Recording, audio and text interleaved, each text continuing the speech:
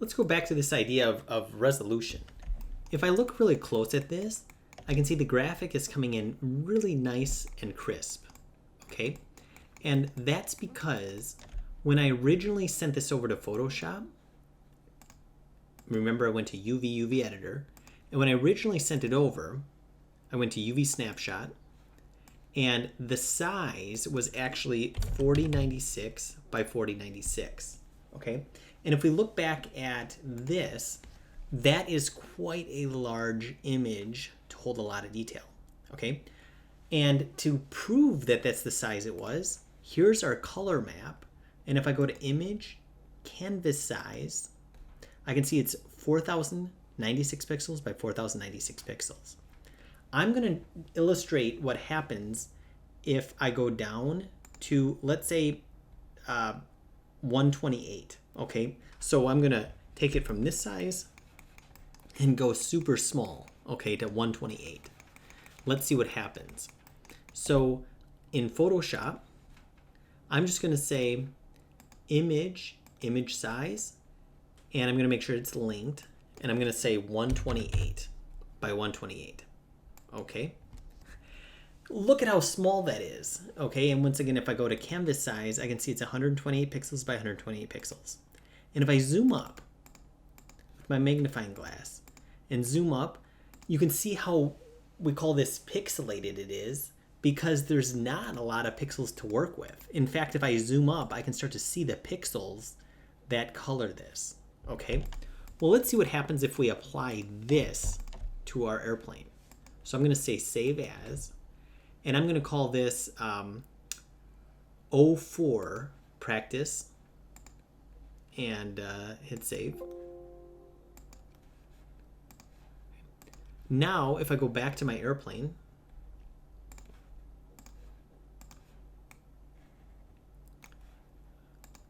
I'm going to right click, go to material attributes, and then on color, I'm going to go here, and now I can go find this.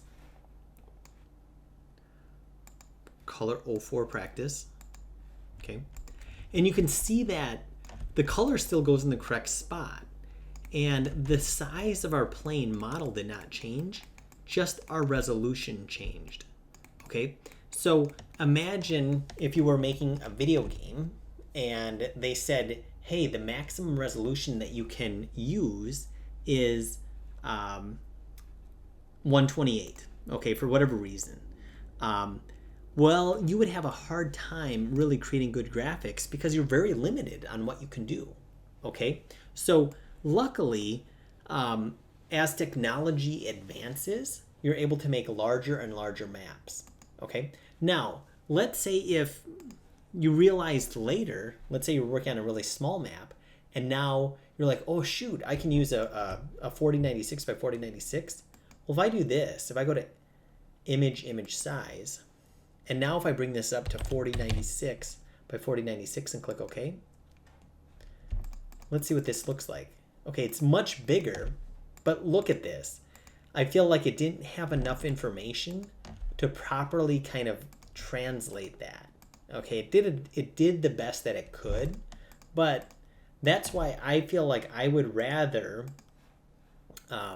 if I don't know what size to use, I usually work really big. Like, if I usually work at 4096 by 4096, because if I need to make this smaller later, this information can always down-res into a smaller file. But as you can see here, when we try to up-res, even though this image size is 4096 by 4096, because it came from such a small image, it didn't really work. Okay, so that is just kind of what I wanted to point out as far as the image size and the resolution. And by the way, you might be saying, well, what's the max size that you could use? And let's say if it wasn't going to be in a video game, it was just you wanted to use it on your computer and make the coolest looking thing. Well, when Maya launches, this output window comes up, and I feel like this usually just annoys everyone and no one knows what this is for. But what it is, it's telling you what your max texture size is.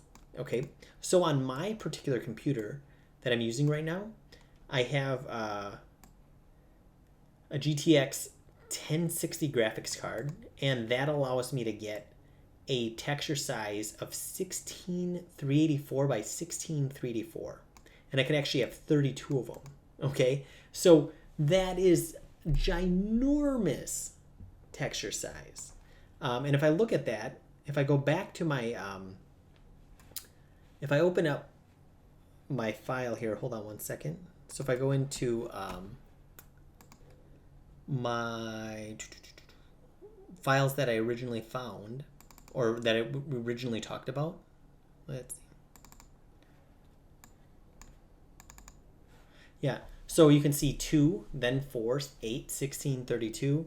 And what I did is I kept doubling these.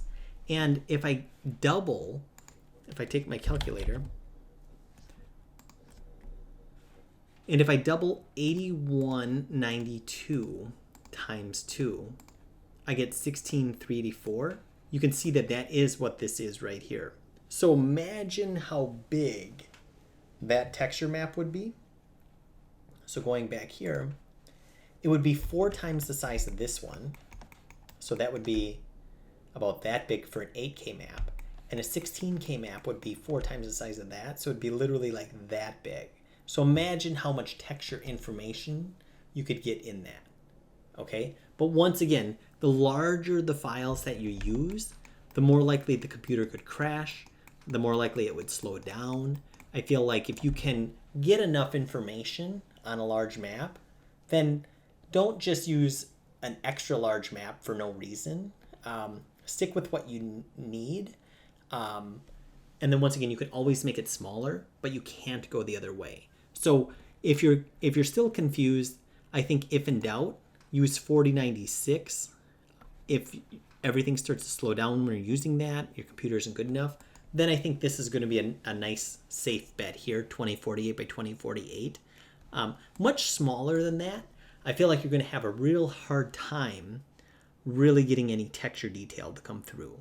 So hopefully that was helpful. Hopefully you can kind of see the relationship to the size of the canvas, okay, that your UV maps are, and how that is relevant to Photoshop canvas size, and you can see how the resolutions react both in 2D and 3D.